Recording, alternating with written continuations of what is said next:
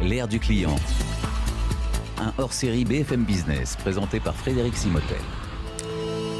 Aujourd'hui, on va parler de cette fonction commerciale, Olivier Derrien, c'est ce qui est en train de changer. Salesforce, évidemment, vous êtes à fond dans la relation client, mais c'est même peut-être un peu trop...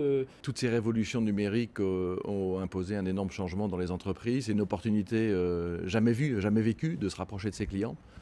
Et en fait, tout le monde a un rôle à jouer. Donc c'est bien un changement au sein de l'entreprise dont il s'agit.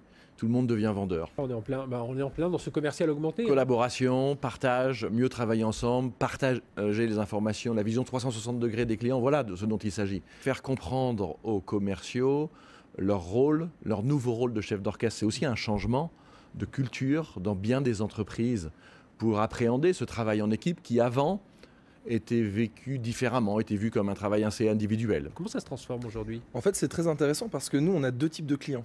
Nous, on a le consommateur qui va au restaurant et on a le restaurateur, évidemment, à qui on envoie des consommateurs.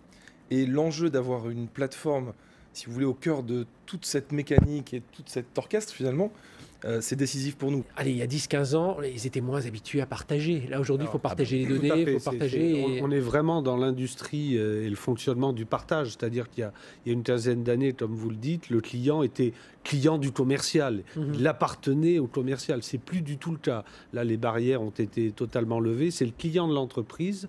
Chaque contact avec un différent service de l'entreprise est tracé dans notre CRM, qu'on appelle ALD Force.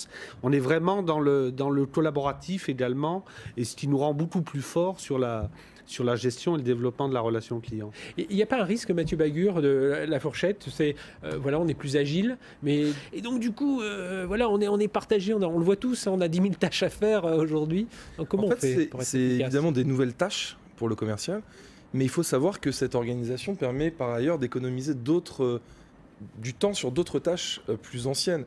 Je vous donne un exemple.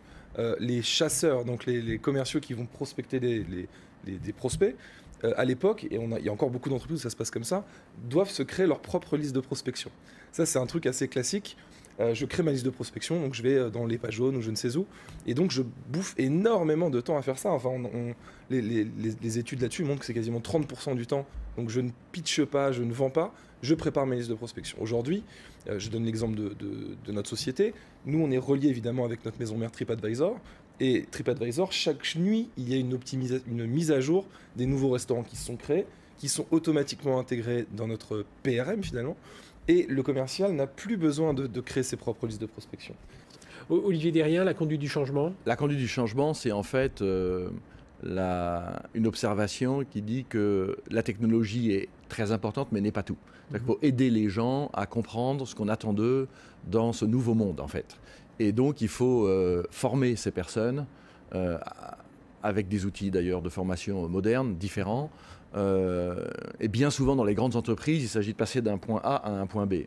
Pourquoi ? Pour que le commercial, ensuite, ait une conversation intéressante, plus intéressante, pour faire mouche, avec son prospect ou avec son client. Donc, le temps qu'on va gagner grâce à ça, en fait, les commerciaux doivent passer plus de temps avec les clients grâce à toutes ces technologies et pas moins de temps. Moins de temps avec le système, plus de temps avec les clients. Oui. Et ça, c'est fondamental. Mais c'est aussi un changement culturel. BFM Business, hors série, l'ère du client.